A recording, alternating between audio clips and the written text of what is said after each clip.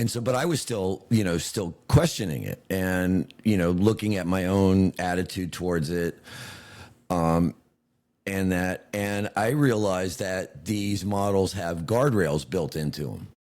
Yeah. Right. Well, for example, if you go onto the web, right, just go open your browser and you go to, openai.com and then just go to ChatGPT and you don't log in and you ask it a question and you use the word racism, it shuts down. It shuts down. Boom, done. It won't even open it. So they, and when I looked into it, there are guardrails that are built into the model at the model level, right, for hate speech, for you could take your iPad and open up the refrigerator and take a picture and go to ChatGPT and say, hey, what could I whip up in like 20 minutes with what you see here? And it'll give you a few recipes.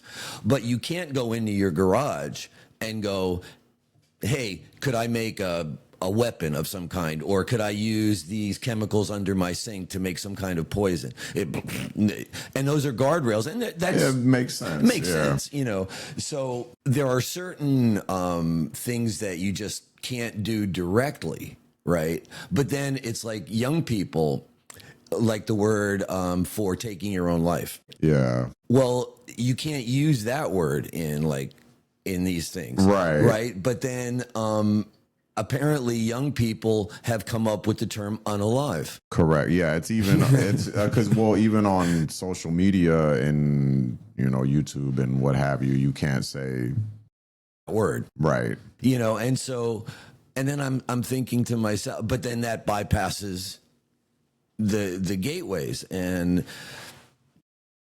But I went to ChatGPT because I can find my chats here.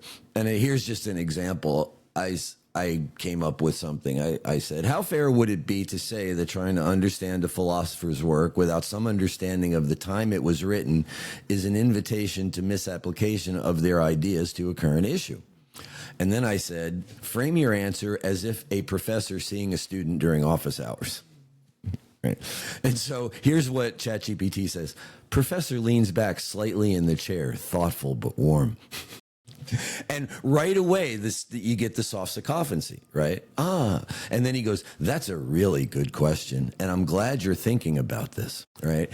And I'm aware of it. By the time I typed that question, I was aware of the sycophancy thing, so I can scan over that.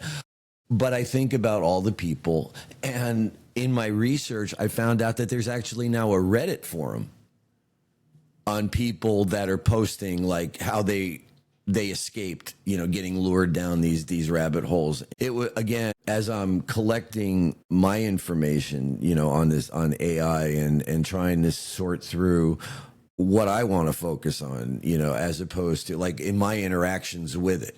Right, as opposed to like understanding how it's built and all of that, because I started looking into how LLMs are built, and there's a lot there that like a computer science degree, so I have to be able to take the amount of time that I have available, and then say, all right, how deep do I want to get into this?